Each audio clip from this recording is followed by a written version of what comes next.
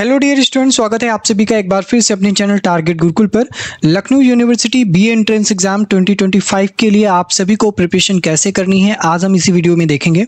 लेकिन उससे पहले अगर आपने टारगेट गुरुकुल का मोबाइल ऐप डाउनलोड नहीं किया है, डाउनलोड कर लीजिए, क्योंकि समय बहुत कम बचा है और इस कम समय में जो LU बीए एंट्रेंस एग्जाम के लिए आपका कोर्स है वो अभी चल रहा है। जा करके आप उसे इनरोल कीजिए, विजिट कीजिए, डेमो क्लासेस देखिए, ठीक है। और साथ ही साथ टारगेट गुरुकुल यूट्यूब चैनल को जरूर सब्सक्राइब कीजिए ताकि कोई भी नोटिफिकेशन आपको लखनऊ यूनिवर्सिटी से रिलेटेड हो वो टाइम टू टाइम मिलती रहे, ठीक है। चलिए स्टार्ट करते हैं वीडियो। लेकिन आप लोगों ने थंबनेल वगैरह तो देख लिया होगा, how to crack Lucknow University BA entrance exam 2025। अब इस वीडियो में मेन हमारा जो फोकस है वो आपके सिलेबस पे है, क्योंकि मोस्ट ऑफ द जो स्टूडेंट्स हैं इसी बात को लेकर कंफ्यूज रहते हैं कि सर हमारा लखनऊ यूनिवर्सिटी बीए के लिए क्या सिलेबस रहने वाला है। देखिए ये तो बात वही हुई ना कि आप रण के मैदान में जा रहे हो युद्ध लड़ने, आपको ये नहीं पता है कि आपका सामने वाला जो दुश्मन है वो कौन है, ठीक है। आपको यही नहीं, आपका अपोजिशन कौन है आपको यही नहीं पता है। तो अपोजिशन का पता होना बहुत ज़रूरी होता है। जैसे हथियार का ले जाना ज़रूरी होता है मैदान में, अपोजिशन का पता होना ज़रूरी होता है। उसी को देख करके आप रणनीति तैयार करते हो ना। अगर कमज़ोर है तो उसी हिसाब से आप रिलैक्स होकर अपनी रणनीति बनाओगे। अगर थोड़ा सा हट्टा कट्टा है तो उसी को देख, या उसका थोड़ा सा रौब है या फिर एक प्रकार से उसका जज्बा अपने आसमान पर है तो उसी हिसाब से आप भी प्रिपरेशन करोगे। तो ठीक वही आपको देखना है कि आपका सिलेबस क्या है, किस लेवल का सिलेबस है। तो शुरुआत यहाँ से होती है कि जो लखनऊ यूनिवर्सिटी है वो अपना सिलेबस 10+2 मेथड पे करवाती है। 10+2 का मेथड का मतलब होता है इंटरमीडिएट लेवल का, ठीक है। जो इंटरमीडिएट लेवल का है वो, क्योंकि आप क्या हो कि इंटरमीडिएट से निकल करके आप हायर एजुकेशन में आ रहे हो, ठीक है। तो लखनऊ विश्वविद्यालय चाहता है आपसे वो पूछना जो अभी तक आप एक जनरल ओवरव्यू लेकर आए हो जिस पूरे प्रोग्राम का, चाहे वो बीए के लिए हो, बीकॉम के लिए हो, बीएससी के लिए हो, ठीक है। तो हालांकि अगर कोई बीए करना चाहता है, ठीक है, एक प्रॉब्लम यहाँ पे आती है। अगर कोई बीए करना चाहता है और वो उसने साइंस से किया हुआ, चाहे वो पीसीबी हो, पीसीएम हो, उसने साइंस से किया हुआ है तो उसको प्रॉब्लम हो सकती है। लेकिन फिर भी जो भी आपसे बीए का सिलेबस होगा वो भी इंटरमीडिएट लेवल का ही होता है। आपसे वो ग्रेजुएशन का कुछ नहीं पूछेंगे, ठीक है। हालांकि जो अदर स्ट्रीम के बच्चे हैं उनको मेहनत यहाँ पर ज़्यादा करनी पड़ेगी, ठीक है। तो अब यहाँ पर देखते हैं कि सिलेबस क्या है। सिलेबस ये नहीं हम आपको बता देंगे कि जो टोटल 7 सब्जेक्ट से मिलकर के आपका सिलेबस बनता है, वो 7 सब्जेक्ट नहीं बताने वाले। उसमें कुछ इंपॉर्टेंट टॉपिक्स हैं जो कि प्रीवियस ईयर क्वेश्चंस में क्वेश्चन पेपर में as a previous year question paper वो रिपीट होते रहते हैं एग्जाम में, ठीक है। तो उन पर फोकस करना है, उन टॉपिक्स पे फोकस करना है ज़्यादा, ठीक है। ऐसा नहीं कि और पे नहीं करना है, और पे भी करना है लेकिन उन पे ज़्यादा करना है। अब सबसे बड़ी समस्या ये होती है कि काफ़ी बच्चे अपना सिलेबस लखनऊ विश्वविद्यालय का देख लिए हैं, ऑफिशियली भी देख लिए हैं, हर जगह देख लिए हैं कि हाँ ये टोटल 7 सब्जेक्ट्स हैं जिनसे मिला करके हमारा लखनऊ यूनिवर्सिटी बीए का सिलेबस तैयार है। लेकिन फिर भी उनका क्वेश्चन ये होता है, क्या सर रीजनिंग पूछी जाएगी, क्या सर करंट अफेयर्स पूछा जाएगा, ठीक है, क्या सर हमारा फिलॉसफी आएगा। तो ये क्वेश्चंस आपको नहीं करने चाहिए अगर आपने अपना सिलेबस देख लिया है। आपको बिलीव होना चाहिए अपने सिलेबस पे, अपनी यूनिवर्सिटी पे, कि उसने अगर यहाँ से 7 सब्जेक्ट को मिला करके एक सिलेबस तैयार किया है तो वहीं से क्वेश्चन पूछेगा, ठीक है।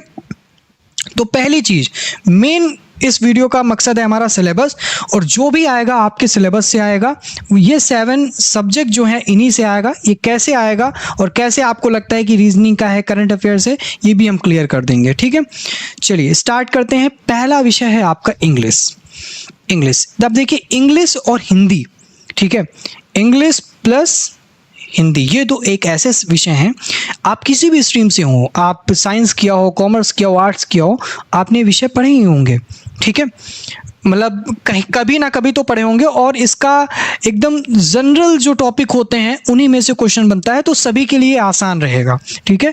तो इनको अच्छे से आप तैयार कर लेना। थोड़ा सा मैं यहाँ पे क्लियरेंस दूंगा हर एक विषय को लेकर के, वो नोट डाउन कर लेना, वो इंपॉर्टेंट है। पहला इंग्लिश में अगर हम बात करें लखनऊ यूनिवर्सिटी के बीए एंट्रेंस एग्जाम में 2 पोर्शन हैं आपके। पहला है आपका ग्रामर का, ठीक है, और दूसरा है आपका लिटरेचर का। अब जो ग्रामर का पोर्शन है ना वो आपका यहाँ पर 70% पूछा जाएगा, लिटरेचर का पोर्शन आपका 30% आता है, ठीक है। 30 से 40 मान लो या फिर इसको 70 से 60 मान लो, ठीक है, यही रेशियो रहता है एक प्रकार से। अब इस ग्रामर में जो इंपॉर्टेंट टॉपिक्स हैं, आपको जो जनरल ग्रामर रहती है, जैसे आपका सिनोनिम्स हुआ, आपके एंटोनिम्स हुए, आपके होमोफोन्स हुए, ठीक है, आपका ट्रांसलेशन हुआ, ठीक, ये सारी चीज़ें आपसे यहाँ पर ग्रामर में पूछी जाती हैं, ठीक है।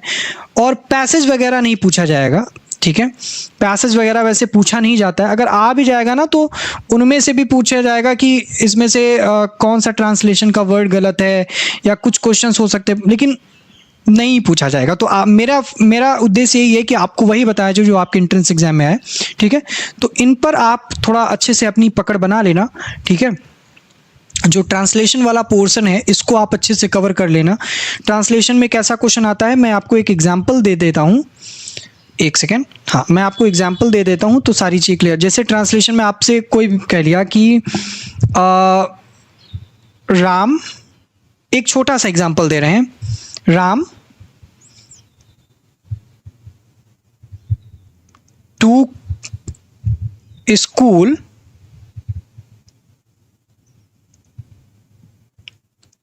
यस्टरडे, ठीक है, राइटिंग नहीं बननी लेकिन समझ में, राम टू स्कूल यस्टरडे। अब आपसे कहेगा कि यहाँ पे कौन सा फिल इन द ब्लैंक्स आएगा, ठीक है। अब यस्टरडे का मतलब है कि बीता हुआ कल, ठीक है, यहाँ पर आपको दिमाग लगाना है, बीता हुआ कल। तो राम वेंट होगा ना, सेकंड फॉर्म आएगी, एक्सक्यूज मी, हाँ। तो Ram went to school yesterday, तो राम कल स्कूल गया था। तो ये थोड़ा कॉमन सेंस की चीज़ें हैं, ऐसे ही ट्रांसलेशन के क्वेश्चंस आपसे यहाँ पर पूछे जाएंगे। अब ग्रामर में अब होमोफोन्स काफ़ी आते हैं, एंटोनिम्स भी आते हैं, ठीक है, सिनोनिम्स भी आते हैं, ट्रांसलेशन भी आता है, पैसेज वगैरह के चांसेस कम हैं, ठीक है। लेकिन पैसेज एक ऐसा विषय है कि आप रीड करोगे उसे, ये प्रैक्टिस पे बेस्ड होता है, ये ऐसे ही नहीं आपको कि आप गए और आप लगाए, ये प्रैक्टिस पे होता है, ठीक है। जैसे आप लेटर राइटिंग वगैरह करते हो, ये भी एक प्रैक्टिस, लेकिन ये पूछा नहीं जाएगा वैसे, ठीक है। आप इन्हीं पे फोकस अच्छे से कर लेना, ठीक है। और इसमें से इंग्लिश में आता है कि वन वर्ड सब्स्टिट्यूशन,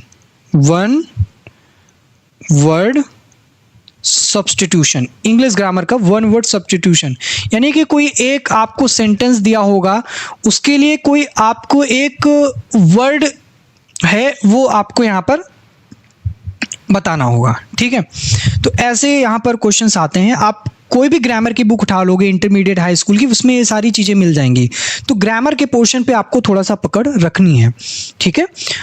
अब यहाँ पर बात करते हैं लिटरेचर की। देखिए लिटरेचर में क्या होता है कि जो आपके एक बहुत ही महान है पोएट, वो हैं शेक्सपियर, ठीक है। शेक्सपियर पे बेस्ड आपका यहाँ पर क्वेश्चन बनता है, शेक्सपियर पे बेस्ड, और इनके पूरे जीवन परिचय पर क्वेश्चन बनता है कि इनका जन्म कहाँ पर हुआ था, इनके माता का क्या नाम था, इनके पिता का क्या नाम था, ठीक है। ऐसे क्वेश्चंस बनते हैं, इनकी कौन सी बुक्स हैं। और लिटरेचर में दूसरा पार्ट आता है, वो इम्पॉर्टेंट ही है, वो आपका बुक्स का, ठीक है। चाहे वो आपके राइटर्स हों, चाहे वो आपके पोएट हों, उनकी कौन सी फेमस बुक है उसके बारे में आपको बताना होता है। क्लियर है। तो ये इंग्लिश का पोर्शन है। ग्रामर पोर्शन से क्वेश्चन ज़्यादा बनते हैं, अच्छे से प्रिपेयर कर लेना, ठीक है। अब हम बढ़ते हैं आगे। तो ये इंपॉर्टेंट है, ठीक है। ऐसा नहीं कि इंग्लिश में अगर कुछ और भी आ गया तो आप कहें कि सर नहीं, ये इंपॉर्टेंट है, यहीं से आपके क्वेश्चन मोस्टली बनते हैं। तो ये चीज़ थोड़ा सा क्लियर रखना। अब बात करते हैं हिंदी में। हिंदी में जो होता है ना, वो एकदम इंग्लिश के अपोजिट होता है।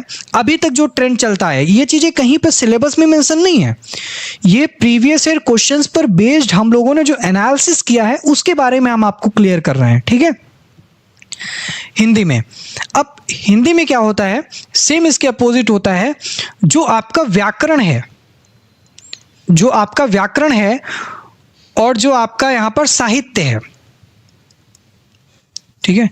व्याकरण का पोर्शन यहां पर 30 to 40 रहता है, और जो साहित्य है उसका पोर्शन आपका यहां पर 60 to 70 रहता है, एकदम अपोजिट, ठीक है। अब यहां पर क्या है, यहां पर आपकी संधियां पूछी जाएंगी, ठीक है, संधियां आएंगी। आपका समास विग्रह, ठीक, समास विग्रह। राइटिंग नहीं बन रही, बस समझ में आ रहा होगा, यही बहुत है क्योंकि इस पैड पे मेरी राइटिंग बनती नहीं है, ठीक है। समास विग्रह हुआ, और ये संधि विच्छेद तो बहुत ही इंपॉर्टेंट है, ठीक है। उपसर्ग,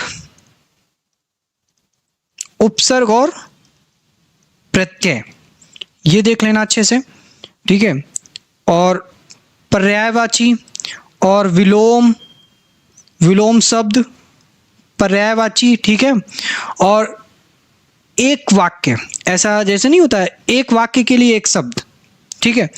एक वाक्य दिया होगा, एक पूरा सेंटेंस दिया, जिसे हम लोग वन वर्ड सब्स्टिट्यूशन बोलते हैं, जैसा मैंने अभी इंग्लिश में बताया। एक वाक्य, उसके लिए एक कोई शब्द आपको यहां पर बताना होगा।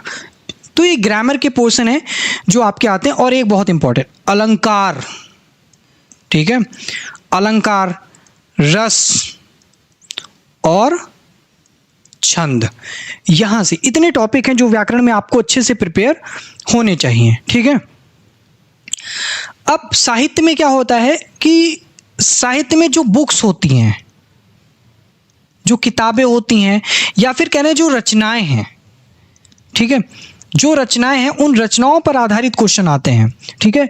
जितने भी लेखक हैं, जितने भी कवि हैं, इंपॉर्टेंट आप देख लीजिएगा। हाई स्कूल इंटर में मोस्टली जो आप लोगों ने पढ़े होंगे, ठीक है। अगर हम कुछ नाम भी ले लें, उनको अच्छे से तैयार कर लेना। जैसे आपके हुए जयशंकर प्रसाद,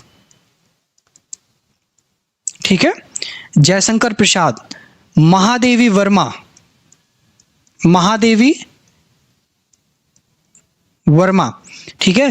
रामधारी सिंह दिनकर, रामधारी सिंह दिनकर, अज्ञेय, ठीक है, अज्ञेय। और आपके सुमित्रानंदन पंत, ठीक है, सुमित्रानंदन पंत। ये ऐसे हैं जिनके बारे में आपको यहां पर याद, हजारी प्रसाद द्विवेदी, नाम याद आता जा रहा है तो बता रहा हूं क्योंकि ये इंपॉर्टेंट है, ठीक है। आप इनके बारे में तो अच्छे से कर लेना। और प्रेमचंद, बहुत इंपॉर्टेंट, मोस्ट इंपॉर्टेंट, ठीक है, प्रेमचंद। ये जितने भी नाम लिखे हैं ना, इनकी जितनी भी रचनाएं हैं, जितनी भी इनके ऊपर, जितनी भी रचनाएं, चाहे वो उपन्यास हो, कहानी हो, ठीक है, कोई भी हो, कोई भी विधा हो उसकी, उन पर क्वेश्चन बनेगा 100%। ये नाम आप नोट कर लो, स्पेसिफिक नाम नोट कर लो, ये जो मैंने लिखे हैं, इनमें से जितनी रचनाएं हैं इन सबकी याद कर लेना, उनकी विधा एक्सक्यूज मी, उनकी जो विधा है वो याद कर लेना। विधा का मतलब है कोई इन्होंने रचना लिखी, वो उपन्यास है, वो कहानी है, कि वो क्या है, इसके बारे में आप लोग नोट कर लेना, ठीक है। गर्मी बहुत है, कोई नहीं।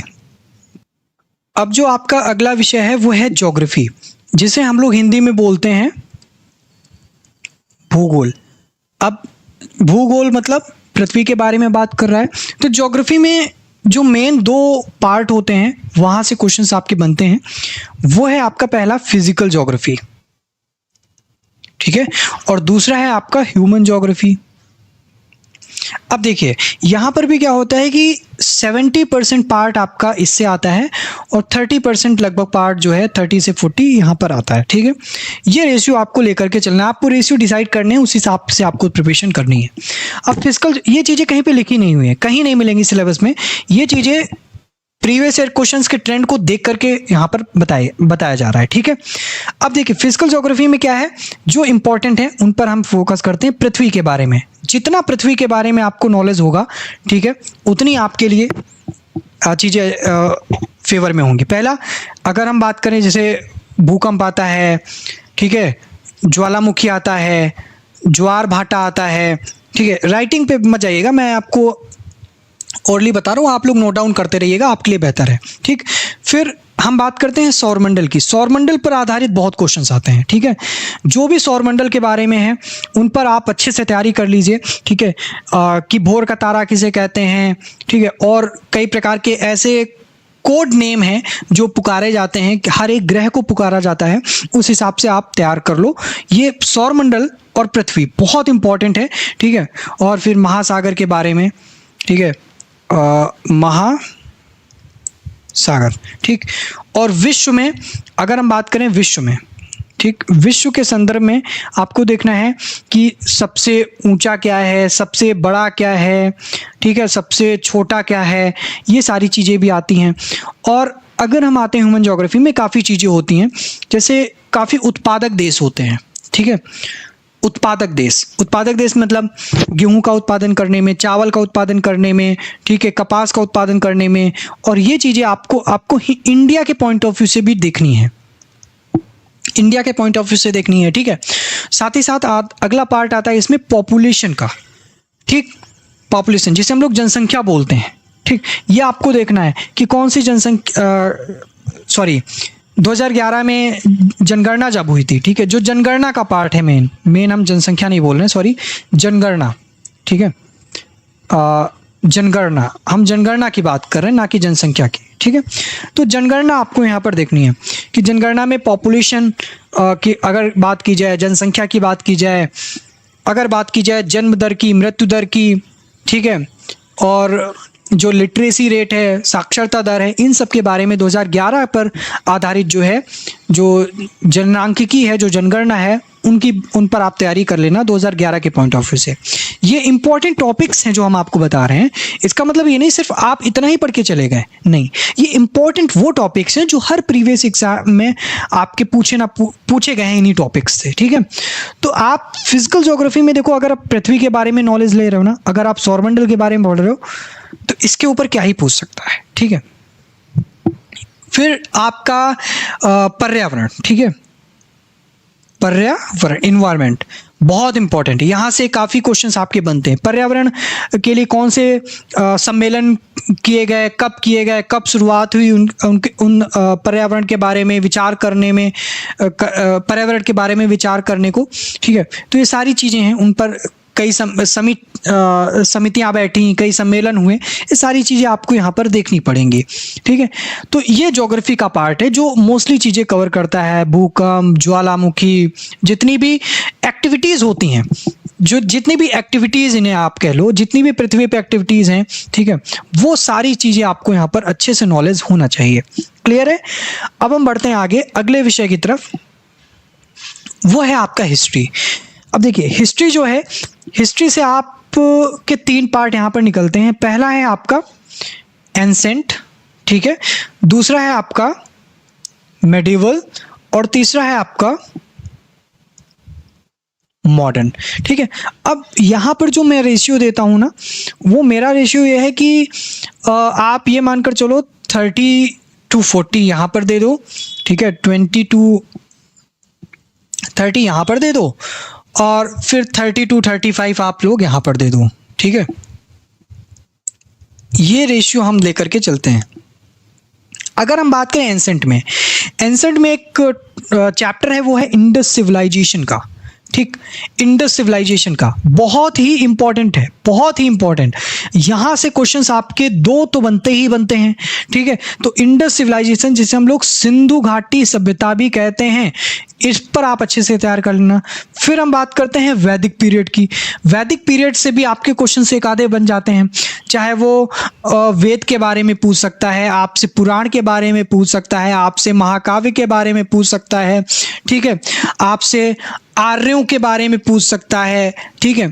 तो ये क्वेश्चंस वैदिक पीरियड से आपके बन जाते हैं। तो मेन जो पार्ट होता है वो इंडस सिविलाइजेशन का होता है, ठीक। फिर हम जो काल हैं, ठीक है, कौन सा काल, किस काल में, जैसे पुरा पाषाण काल, पाषाण काल, ठीक है, कि इनकी खोज कौन सी हुई थी, ठीक है, कौन सी खोज हुई थी, ये आपको यहाँ पर तैयार कर लेना है।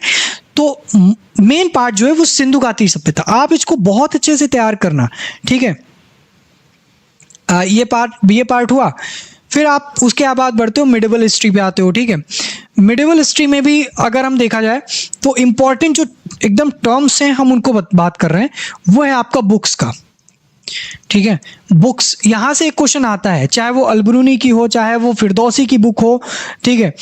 तो ऐसे जो मिडिवल काफ़ी लेखक रहे हैं, जो यात्री रहे हैं, ठीक है, एक तो बुक और फिर दूसरा यात्री, ठीक है, जितने भी ट्रेवलर्स रहे हैं, यानी कि कौन सा यात्री किसके शासनकाल में कब भारत आया, ठीक है, ये, और किसकी कौन सी बुक है मिडिवल में, मैंने नाम भी दे दिए, अलबरूनी, फिरदौसी, ठीक है, और भी काफ़ी लोग हैं, ठीक है। और यात्री हुएनसांग भारत कब आया, ठीक है, किसके शासनकाल में आया, ये सारी चीजें, और किसका शासनकाल कब से कब तक था, ठीक है, किसका शासनकाल कब से कब तक यहां पर रहा, ठीक, और किसका शासनकाल कब से कब तक रहा, और किस वंश का पहला राजा कौन था, किस वंश का पहला राजा, अंतिम शासक, पहला शासक, ठीक है, ये सारी चीजें बहुत ही ओरली, बहुत ही इजीली बता रहा हूं। ये यहां से ये क्वेश्चन बनते हैं, ये टर्म्स हैं, ये हिस्ट्री के पॉइंट्स हैं, इंपॉर्टेंट टॉपिक हैं, इनको नोट कर लो, ठीक है।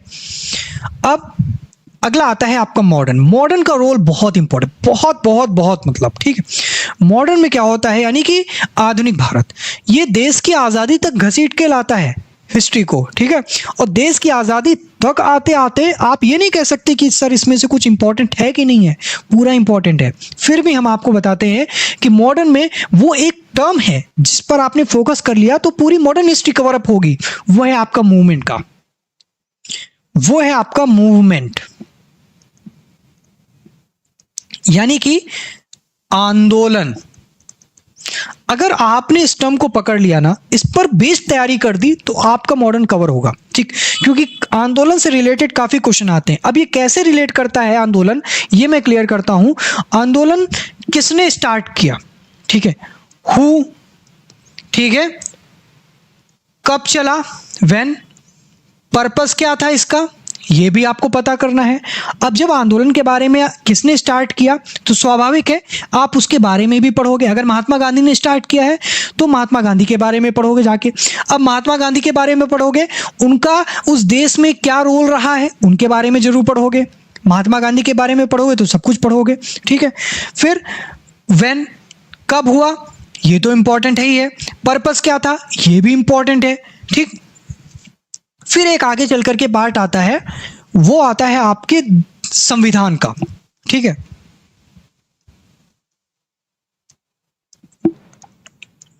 संविधान का, तो संविधान का जो टाइम था, ठीक, आप ये मान लो 1946 से, इधर लिख देता हूं,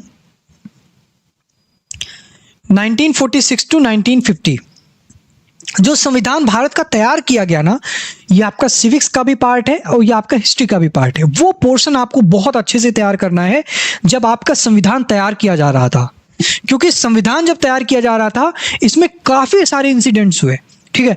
भारत का अब ओरली आप लोग देख लो कि भारत का संविधान बनके कब तैयार हुआ, भारत का संविधान लागू कब किया गया था, इसमें कितने लोगों ने भाग लिया था, किसने पार्टिसिपेट नहीं किया था, ठीक है, इसमें कौन कौन सी चीजें रखी गई थी, किसने प्रस्ताव पारित किया था, ठीक है, कब किया गया था, कौन सी डेट थी, कितने लोग शामिल थे, ठीक है।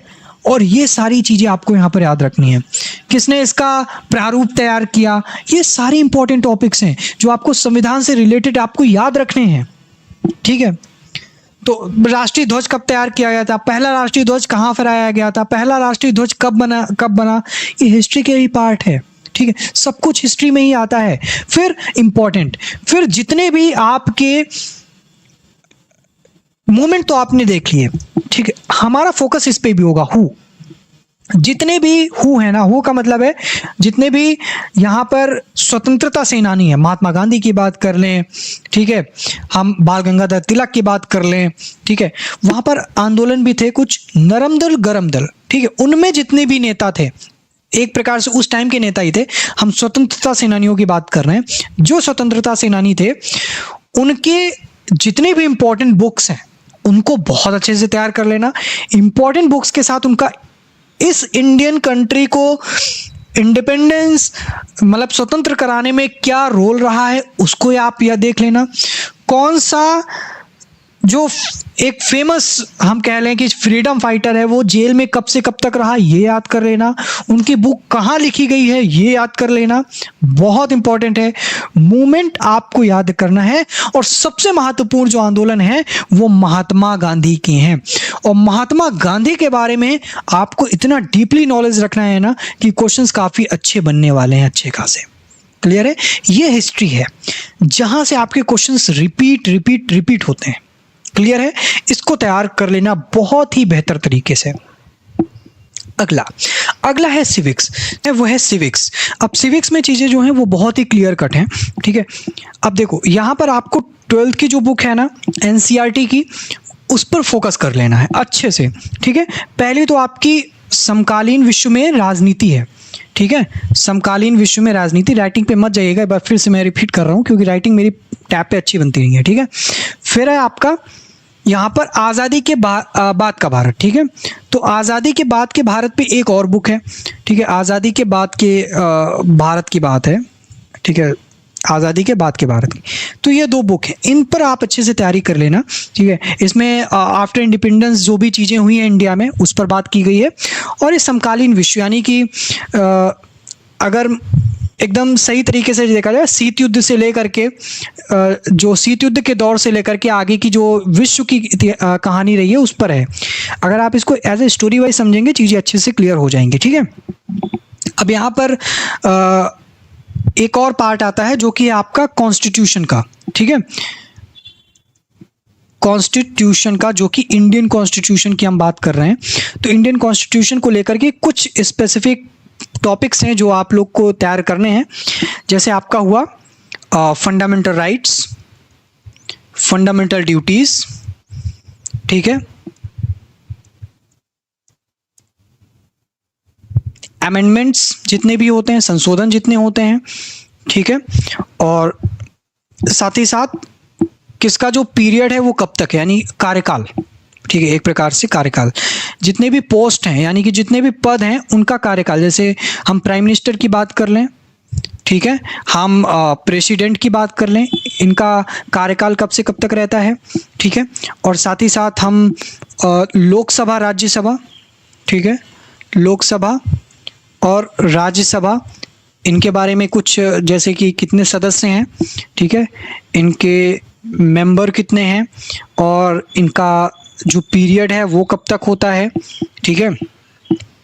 और इसका जो सभापति होता है जिसे हम लोग चेयरमैन कहते हैं, ठीक है, चेयरपर्सन कौन होता है, ये सारी चीज़ें आपको यहाँ पर याद रखनी है। और प्लस कुछ स्पेसिफिक आर्टिकल्स, कुछ स्पेसिफिक आर्टिकल्स हैं उनको याद रखना है, ठीक है। तो जैसे कि एक आर्टिकल एक है जो कि आपातकाल पे है, ठीक है।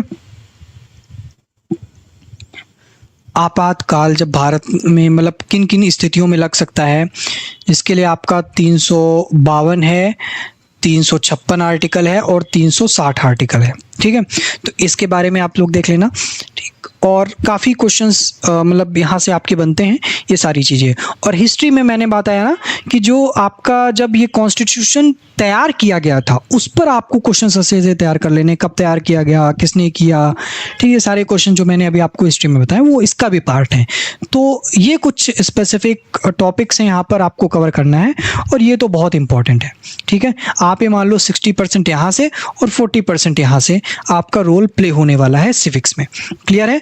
अब हम बढ़ते हैं आगे और देखते हैं अगला विषय, वो है इकोनॉमिक्स। ये एक ऐसा विषय है जो एक चॉइस का सब्जेक्ट कह सकते हैं, जिनका आर्ट्स रहा है उनमें से भी कुछ लोगों ने सिलेक्ट किया होगा, ये सब्जेक्ट चूज़ किया होगा, ठीक है।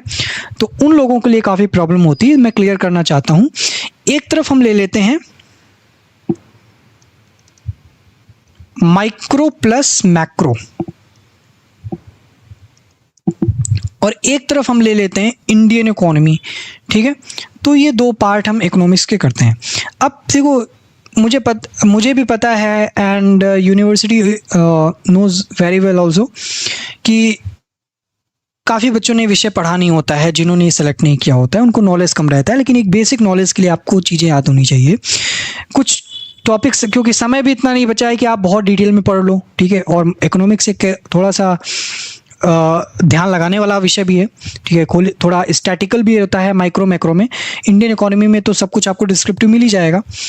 तो यहाँ पर क्या करना है कि आपको जितने भी इम्पोर्टेंट इकोनॉमिस्ट्स हैं उनकी बुक्स को आप अच्छे से पढ़ लो कि कौन सी बुक्स हैं, उनका जो लॉज हैं वो अच्छे से पढ़ लो, कौन सा नियम किसने प्रतिपादित किया है, ठीक है। कुछ रूल्स भी हैं उनको पढ़ लो। कुछ रूल्स में अगर हम काउंट करें, जैसे अगर हम रेवेन्यू देखें ना, वैसे उतना तो आपके पास तैयारी करने का टाइम नहीं, लेकिन आप 1 शॉट वीडियोस वगैरह देख सकते हैं, ठीक है, कुछ टॉपिक्स दे रहे हैं हम आपको, जैसे हुआ आपका रेवेन्यू, अगर आपके पास टाइम है तो कॉस्ट, इन पर थोड़ा सा आप लोग ओवरव्यू ले लीजिएगा, ठीक है, ये इंपॉर्टेंट हो सकता है। लेकिन बुक्स और लॉज अगर आप ये अच्छे से तैयार कर लेंगे ना, कुछ नाम भी बता दें, जैसे मार्शल हुआ, ठीक है, बेसिक मतलब इन पे क्वेश्चन रिपीट होता है, एडम स्मिथ हुआ, ठीक है, एडम स्मिथ, इन लोगों के बारे में थोड़ा सा अच्छे से देख लेना। अब बात करते हैं इंडियन इकोनॉमी की।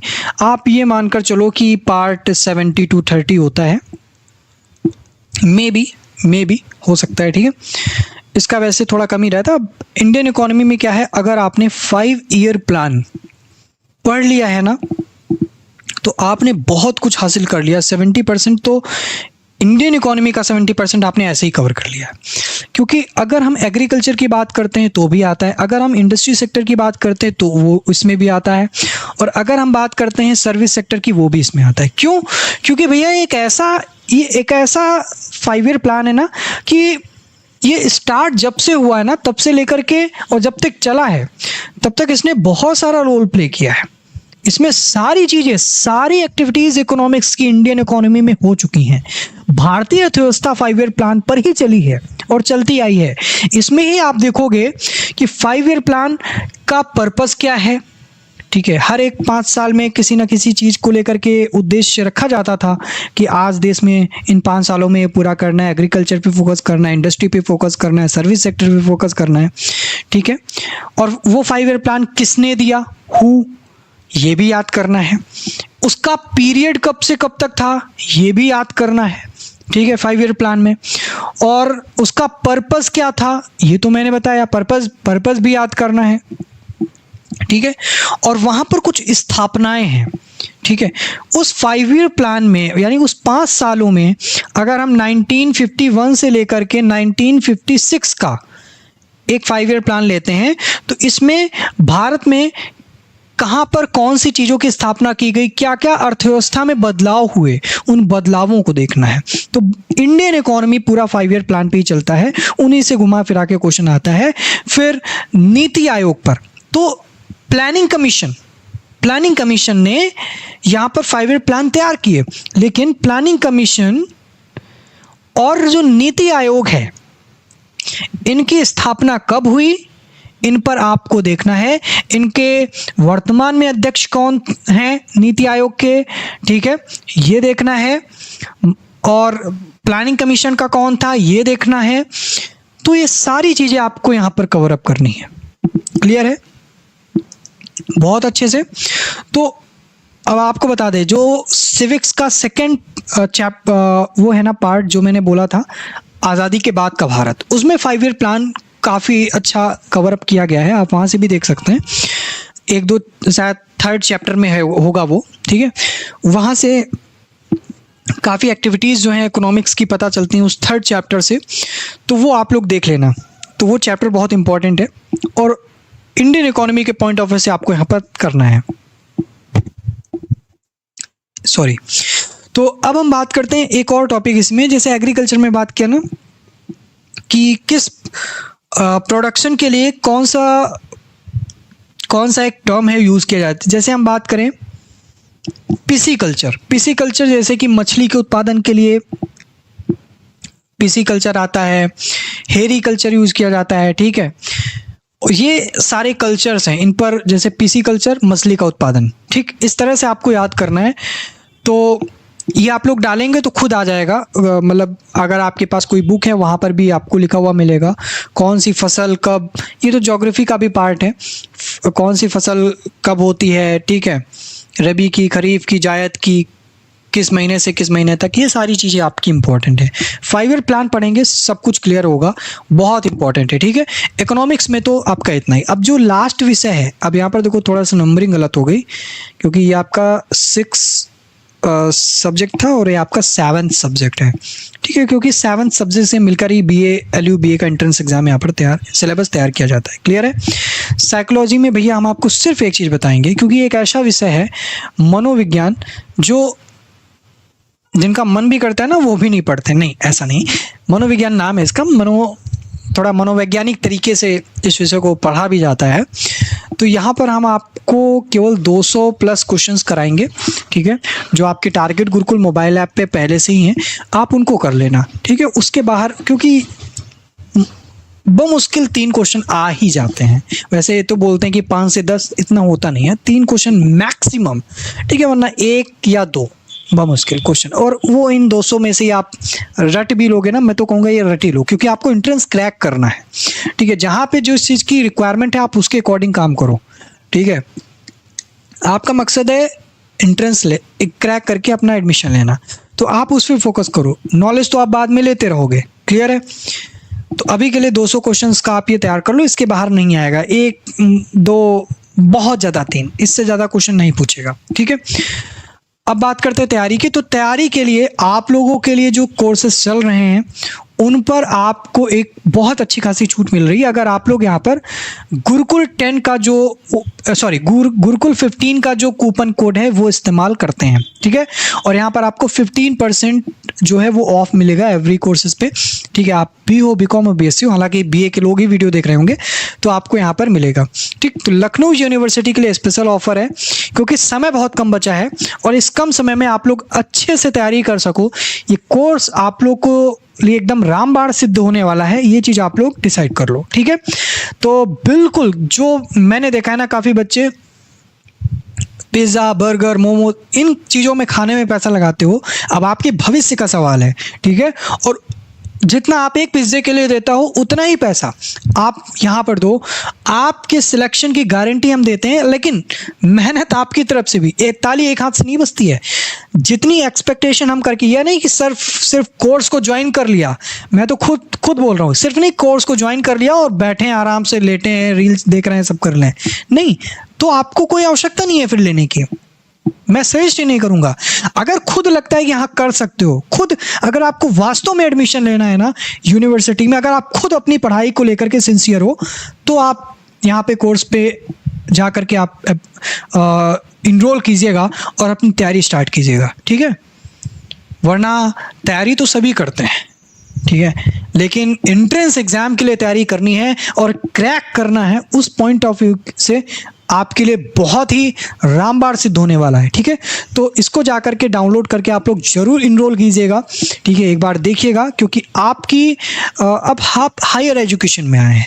हायर एजुकेशन का माहौल ऐसा होता है कि आपको वो मैच्योर बनाता है, और यहाँ पर एक अच्छी यूनिवर्सिटी मिलना आपके लिए सोने पे सुहागा होगा, ठीक है, क्योंकि इस फेज में आपको एक अच्छी यूनिवर्सिटी मिलना बहुत ज़रूरी है, ठीक है, और लखनऊ विश्वविद्यालय उनमें से एक है, क्लियर, ठीक है। तो आज के लिए फिलहाल इतना ही। किसी प्रकार का कोई डाउट हो, हेल्पलाइन नंबर दिया हुआ है, उस पर आप लोग कॉल कर लेना डिस्क्रिप्शन बॉक्स में। फिर भी कोई दिक्कत होती है कॉमेंट कर दीजिएगा, ठीक है, मैं उसे नोट कर लूँगा, ठीक है, और उसका रिप्लाई भी कर दूंगा। थैंक यू सो मच, मिलते हैं नेक्स्ट वीडियो में। किसी प्रकार की कोई दिक्कत हो कमेंट करके पूछ लीजिएगा। Thank you, bye.